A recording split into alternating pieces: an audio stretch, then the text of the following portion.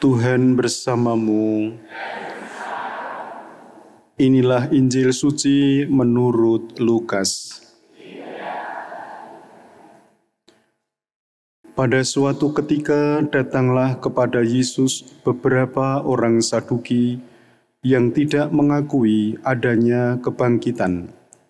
Mereka bertanya kepada Yesus, "Guru, Musa menulis untuk kita perintah ini. Jika seorang yang mempunyai saudara laki-laki mati, meninggalkan istri, tetapi tidak meninggalkan anak, maka saudaranya harus kawin dengan wanita itu dan membangkitkan keturunan bagi saudaranya. Ada 7 orang bersaudara. Yang pertama kawin dengan seorang wanita lalu mati tanpa meninggalkan anak.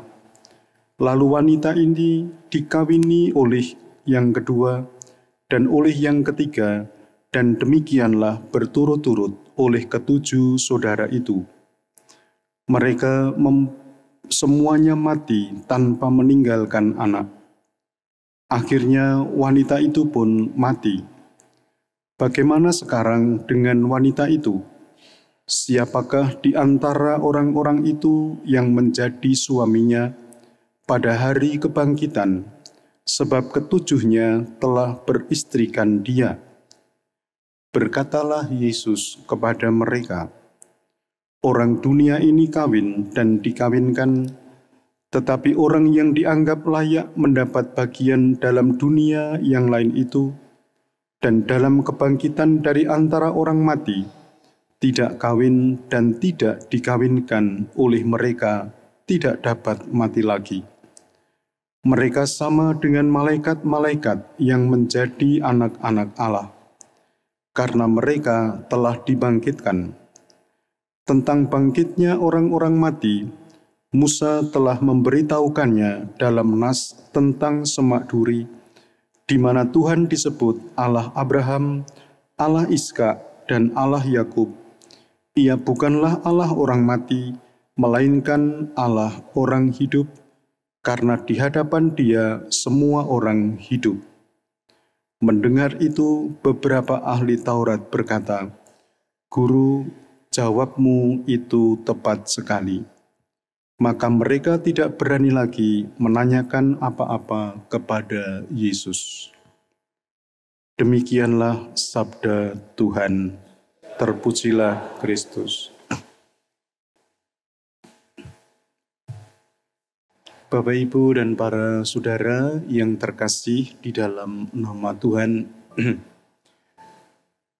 di dalam kutipan bacaan Injil diceritakan orang Saduki yang melontarkan sebuah kasus kepada Yesus mengenai seorang perempuan yang kawin sampai 7 kali, dan ketika nanti perempuan itu mati, siapakah yang akan tercatat sebagai suaminya? Kalau orang-orang Saduki melemparkan kasus itu kepada Yesus, bukan berarti mereka ingin tahu, tetapi mereka ingin mendapatkan peneguhan. Jangan-jangan Yesus mendukung apa yang menjadi pendapat mereka.